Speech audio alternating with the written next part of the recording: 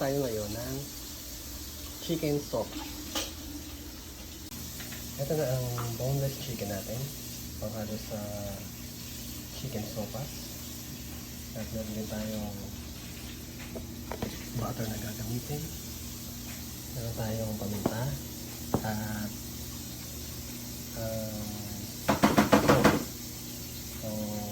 asin. At dito naman, naka-ready na rin ang ating carrots at sibuyas at bawang. Okay, magluluto na tayo. At huling ingredients guys ay repolyo at macaroni. Pwede na rin itong rotino. Okay na yun. Ito na guys, pinagahan na natin ang ingredients.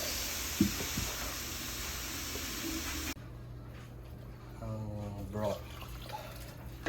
Yan. Okay.